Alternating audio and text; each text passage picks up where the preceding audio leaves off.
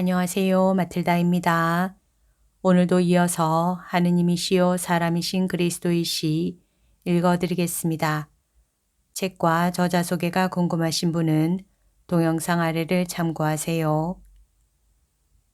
공생활 첫해 56장 올리브 밭에서 제자들에게 하신 예수의 교훈. 예수께서 베드로, 안드레아, 요한, 야고보, 필립보, 토마, 바르톨로메오, 유다 타데오, 시몬, 가리옷의 유다, 그리고 목동 요셉과 같이 당신 집에서 나오셔서 나자렛 밖으로 나가시는 것이 보인다. 그러나 바로 근처에 있는 작은 올리브 밭으로 들어가신다. 예수께서 말씀하신다. 내 둘레로 오너라. 같이 있고 떨어져 있고 한 이 몇 달 동안 나는 너희들을 검토하고 연구하였다. 그래서 너희들을 알게 되었고 세상을 인간적인 체험으로 알게 되었다. 이제는 너희들을 세상에 보내기로 결정하였다. 그러나 그 전에 너희들로 하여금 부드러움과 총명, 침착과 꾸준함, 너희들의 사명에 대한 의식과 지식을 가지고 세상과 과감하게 맞설 수 있는 능력을 가지게 하기 위하여 너희를 가르쳐야 한다. 해가 극성을 부려서 팔레스티나에서는 긴 여행을 할 수 없는 이때를 나는 너희들을 가르치고 너희들을 제자로 양성하는 데 쓰고자 한다. 음악가와 같이 나는 너희들 안에 어떤 불협화음이 있는지를 깨달았다. 그래서 너희들이 세상에 전해야 하는 천상화음을 위하여 음을 잡아주려고 하는 것이다. 이 아들도 그러시면서 요셉을 가리키신다. 붙잡아 두는 것은 내 말을 동료들에게 전할 책임을 그에게 위임하기 때문이다. 이것은 내가 있다는 것을 알릴 뿐 아니라 내 가르침의 가장 기본적인 특성을 알게 함으로써 나를 전하는 간단한 핵심이 그곳에 이루어지게 하려는 것이다. 우선 너희들에게 말하고자 하는 것은 너희들이 서로 사랑하고 함께 융합하는 것이다. 너희들은 어떤 사람들이냐? 사회적 계급도 각각이고 나이도 서로 다르며 출신 지방도 다른 사람들이다. 내가 교리와 지식 문제에 있어서 처녀지와 같은 사람들을 선택하는 길을 택한 것은 그래야 내 가르침을 가지고 그들 안에 더 쉽게 파고들겠기 때문이다. 게다가 너희들은 참 하느님을 도무지 모르는 사람들에게 기쁜 소식을 전하기로 되어 있기 때문에 너희들은 그 사람들이 애초부터 하느님을 모른다는 것을 기억하고 또 내가 그들을 얼마나 큰 연민을 가지고 가르쳤는지를 기억하여 그들을 업신여기지 말고 연민을 가지고 가르치기를 바란다. 나는 너희들 마음속에 이런 이의가 생겨난다는 것을 느낀다. 비록 우리가 지적인 교양은 없지만 이교도들은 아닙니다 하고 물론 너희들이 이교도들은 아니다. 그러나 너희들뿐 아니라 너희들 가운데 유식한 사람과 부유한 사람을 대표하는 사람들까지도 모두 어떤 종교로 빗나갔는데 그 종교는 너무나 많은 이유로 변질되어서 종교라는 이름만을 가지고 있을 뿐이다. 정말 잘 들어두어라. 자기들이 율법의 아들들이라고 자만하는 사람이 많다.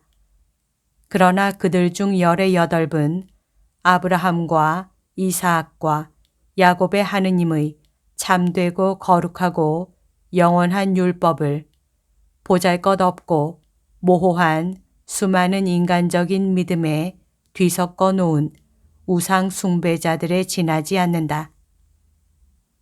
그러므로 보잘것없고 교양 없는 너희 어부들도 상인이거나 상인의 아들인 너희들도, 공직자이거나 공직자의 아들인 너희들도, 부자이거나 부자의 아들인 너희들도 서로 바라보면서 이렇게 말할 수 있게 되어야 한다. 우리는 모두 같은 사람이다. 우리는 모두가 같은 결함을 가지고 있고, 그래서 모두 같은 가르침을 받을 필요가 있다. 우리의 개인적인 또는 민족적인 결점으로 형제인 우리들은 이제부터 진리에 대한 지식과 그것을 실천에 옮기기 위한 노력으로 형제가 되어야 한다라고. 여기에 형제들이 있다. 나는 너희들이 이 명칭으로 서로 부르고 또 실제로 서로 그런 사람으로 보기를 원한다. 너희들은 한 가정과 같다. 어떤 가정이 언제 번영하고 세상 사람들이 언제 그 가정을 우러러 보느냐. 그 가정에서 화합과 일치를 발견할 때이다. 만일 한 아들이 다른 아들의 원수가 되고 한 형제가 다른 형제를 해치면 그 가정의 번영이 계속될 수 있겠느냐? 그럴 수 없다. 가장이 애써 일하고 어려운 문제들을 해결하고 세상에서 인정을 받게 되어도 소용없다. 그의 노력이 효과가 없는 것은 재력이 줄어들고 어려운 일이 많아지고 합쳐졌을 때는 세상에 대하여 힘이 있던 애정과 재산을 부스러뜨려 서로 대립하는 작고 치사스러운 이해관계의 무더기가 되게 하는 끊임없는 그 소송 상태를 세상 사람들이 비웃고 그 가정의 원수들이 그것을 이용하여 점점 더 그 가정의 몰락에 박차를 가한다. 너희들 가운데에는 절대로 그런 일이 있어서는 안 된다. 일치하여라. 서로 사랑하여라. 서로 사랑하여 서로 도와주어라. 사랑하는 것을 가르치기 위하여 서로 사랑하여라. 관찰하여라. 우리를 둘러싸고 있는 것까지도 우리에게 이 큰 힘을 알려준다. 어떤 곳으로 통틀어 달려가는 이 개미떼를 보아라. 이놈들을 따라가 보자. 그러면 일정한 지점으로 향한 무익하지 않은 이놈들의 협력의 이유를 발견할 것이다. 보아라. 그 작은 자매들 중에 하나가 우리에게는 보이지 않는 그 아주 작은 기관으로 야생무의 이 넓은 입 아래에서 큰 보물을 하나 발견하였다. 아마 올리브 나무를 손질하러 왔던 농부의 손에서 떨어졌거나 음식을 먹으려고 그늘에서 쉬었던 행인의 손에서 떨어졌거나 또는 꽃핀 풀밭 위를 즐겁게 뛰어다니던 어떤 꼬마의 손에서 떨어졌을 빵 부스러기 한 조각이다. 그 개미 혼자서 제 몸무게보다 1000배나 더 무거운 이 보물을 어떻게 개미 굴까지 끌고 갈 수 있었겠느냐. 그래서 이렇게 한 것이다. 그 개미는 자매 하나를 불러가지고 이렇게 말하였다. 이거 봐라.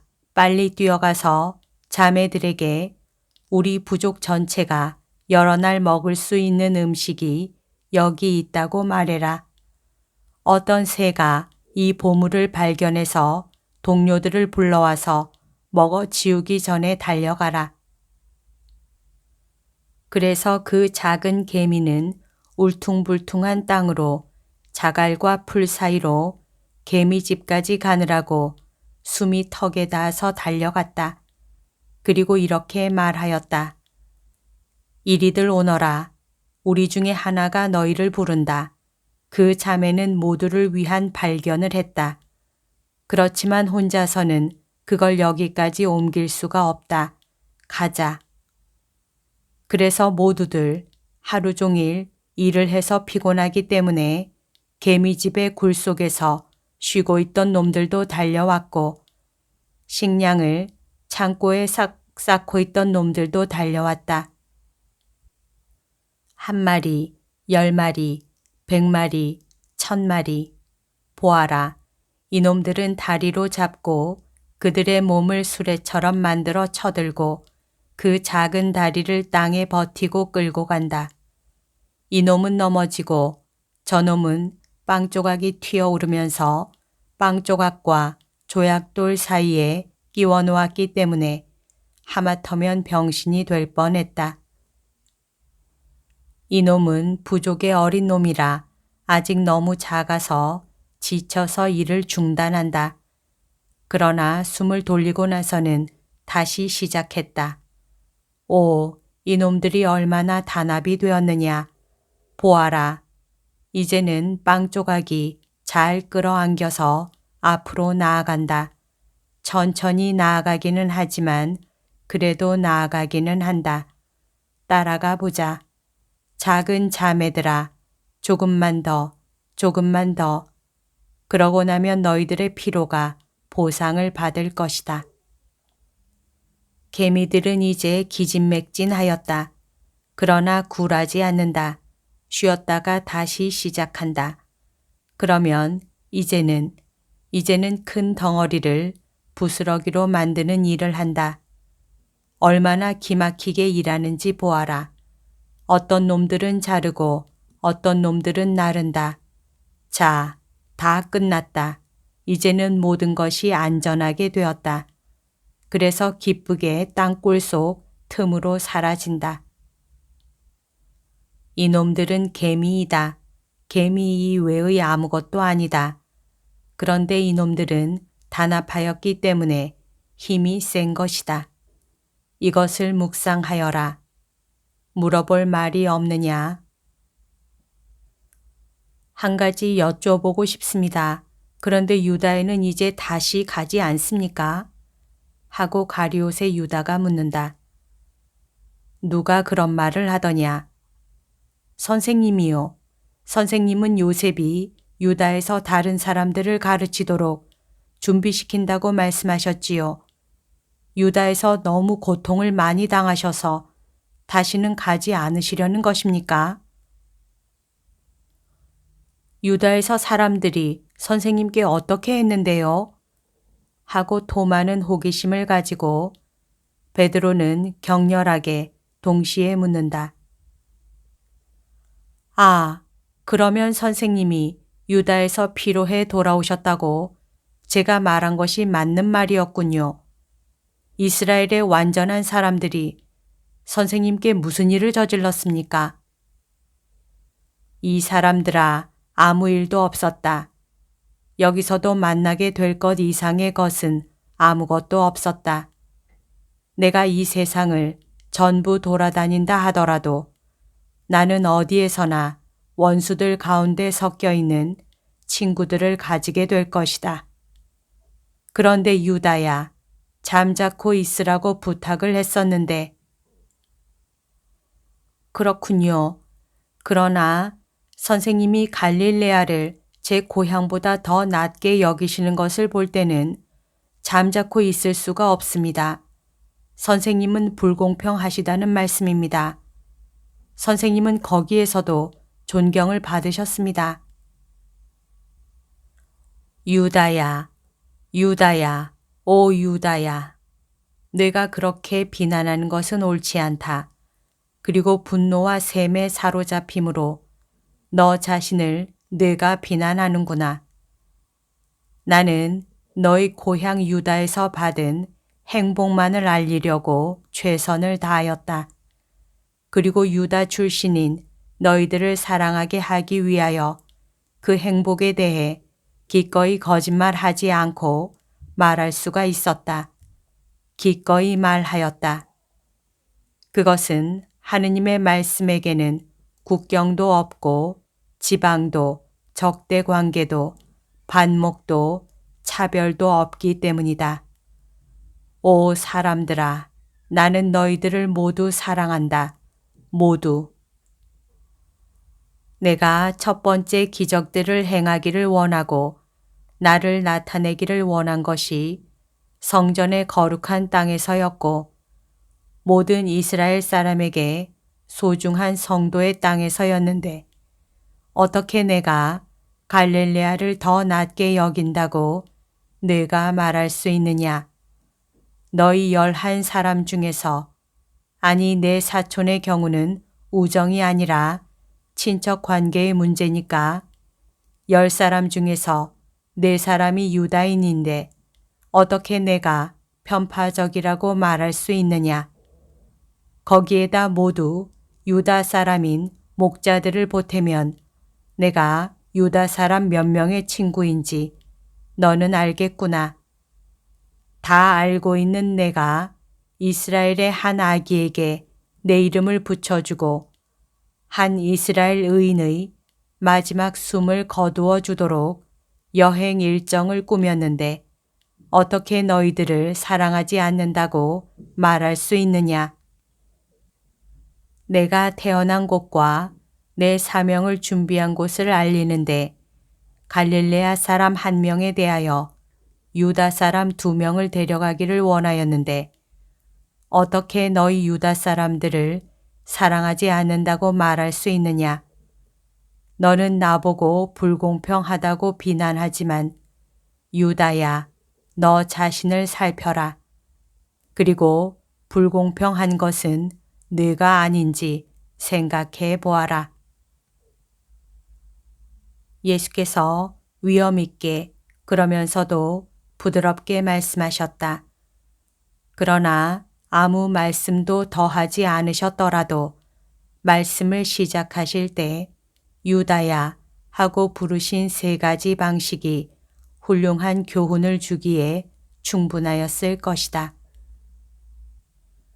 첫 번째 유다야는 존경을 환기시키시는 위엄 있는 하느님께서 부르신 것이고 두 번째는 벌써 지극히 온정 넘치는 스승이 부른 것이고 세 번째는 한 친구의 태도를 몹시 슬퍼하는 친구의 부탁을 나타내는 것이었다. 아직 성이 나 있고 그의 야비한 감정의 표현으로 거칠어진 유다는 자존심이 상하여 고개를 숙였다. 베드로는 잠자코 있지 못한다. 이 젊은이 적어도 용서나 청하게 만약 내가 예수님의 입장에 있었더라면 말로 견책하지는 않았을 걸세. 이건 불공평하고는 딴판인 것이야. 이것은 버릇없는 짓이란 말이야. 이 훌륭한 양반아, 성전 사람들이 자네를 그렇게 교육했나? 그렇지 않으면 아마 자네가 교육할 수 없는 사람인지도 모르겠고 웬고하니 만일 그 사람들이 베드로야 그만두어라. 말해야 할 것은 내가 말하였다. 그리고 바로 내일 이 문제에 대하여 너희들을 가르치겠다. 그리고 이제는 내가 유다에서 이 사람들에게 말한 것을 너희 모두에게 되풀이해서 말한다. 내 어머니에게는 당신의 아들이 유다 사람들에게서 불친절한 대우를 받았다는 말을 하지 말아라. 어머니는 내가 고생을 하였다는 것을 아시고 벌써 몹시 괴로워하셨다. 내 어머니를 존중해 드려라. 어머니는 그늘에서 조용히 사신다. 그분의 유일한 활동은 덕행이고 나와 너희와 모든 사람을 위한 기도와 묵상이다. 세상의 흐린 빛과 사나운 분쟁은 조심성과 순결에 둘러싸인 내 어머니의 은거처에서 멀리 떨어져 있어야 한다. 모든 것이 사랑인 그곳에 증오의 메아리조차도 들여보내지 말아라. 내 어머니를 존경하여라. 어머니는 유디보다도 더 용맹하시다. 그리고 너희들도 그것을 보게 될 것이다. 그러나 세상의 추한 사람들의 감정이라는 찌꺼기를 때가 되기 전에 맛보시도록 강요하지는 말아라. 하느님이 무엇인지, 하느님의 율법이 무엇인지 불완전하게나마도 알지 못하는 사람들, 자기들을 하느님의 지혜로운 자들로 생각하고 그런 이유로 교만에 우상 숭배를 합치는 우상 숭배자들이라고 내가 처음에 말한 그 사람들의 감정이라는 찌꺼기 말이다. 그리고 예수께서는 나자렛에 가는 길로 다시 들어서신다. 여기까지가 오늘 들려드릴 내용입니다. 오늘도 하느님의 뜻 안에서 서로 사랑하는 하루 보냅시다. 사랑합니다. 축복합니다.